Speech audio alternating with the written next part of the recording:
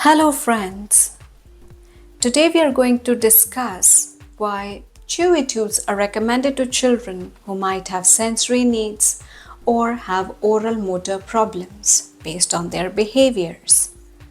For example, they might find it difficult to bite or chew the food properly.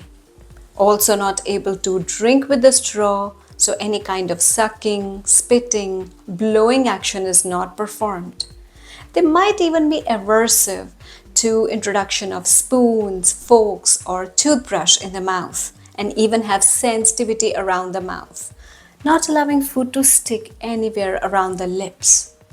On the other end of the spectrum, they might want to grind their teeth badly, or they want to put any inedible object in their mouth, chewing on it, licking on it, and even problems like drooling. Let us first start with sensitivities in and around the mouth, making the child difficult to tolerate textures of food, different temperatures of food, allowing the food to stick anywhere near the mouth, around the mouth, even washing their face and applying soap on it.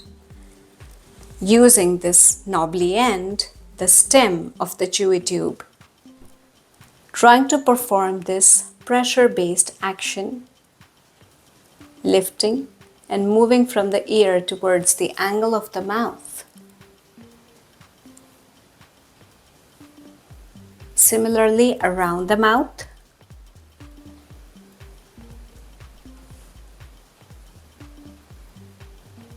On the lips. Over the gums. Over the tongue. And inside of the cheeks.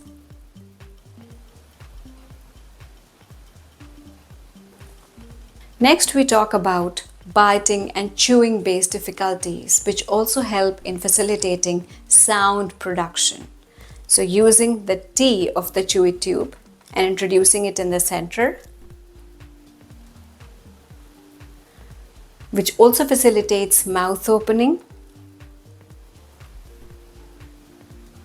If the child tries to hold the chewy tube in the mouth tightly and you try to pull it out, their jaw strength increases, which is important for biting and for chewing action. It is important to facilitate tongue lateralization. So touch the tongue to this. So the more the tongue moves, the more it facilitates rotatory action. In a similar manner, introducing the knobbly end inside and asking the child to try to chew on it so that a rotatory action is facilitated, and make sure you try it on both the sides. For sensitivities that are related to flavors of the food or temperatures of the food, the end of the chewy tube can be dipped in hot or cold water and then introduced in and around the mouth so that the sensitivity goes down. In a similar manner, the texture of food that you want to introduce can be applied at the end of the tube and only use it around the lips for the child to try to lick it in, which will also facilitate tongue movement. If you're trying to work only on movement, the T part helps more, like I mentioned previously about jaw strength, which can also be used sideways. But if you also want to reduce sensitivity at the same time, then this knobbly end is going to help more. Another common complaint is the child does not really form a seal around the spoon or the rim of a cup. So they take one sip, drink it, swallow it, and then take another sip, making the drinking activity very slow. In a similar manner, they don't close their mouth around the spoon, and as a result, there is a lot of spilling and the food falls all over.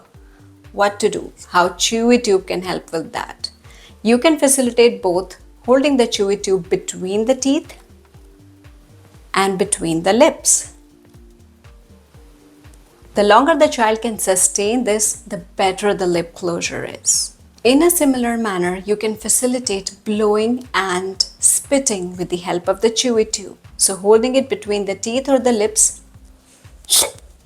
If the child tries to blow it out, you have achieved blowing action, which can be transformed later into an activity by blowing into water with a straw or bits of paper. For drooling or saliva management in children, it is less about the quantity of saliva that is formed and more about the child is not swallowing it, and at the same time the lip closure is not there. The mouth remains open, resulting in more drooling. What to do about that? Lip closure again will help here. Asking the child to try to swallow while holding the chewy tube in their mouth so that they can control the saliva coming out or seeping out. Let me know if this was an informative video for you. Did chewy tube activities help in controlling your child's or managing your child's sensory as well as motor oral based problems? Please mention in the comments below, and if you have any other queries or you want a consultation, you can mail me here. Like the video, subscribe to the channel for more videos related to child development and dealing with issues related to children. We will meet again soon. Bye.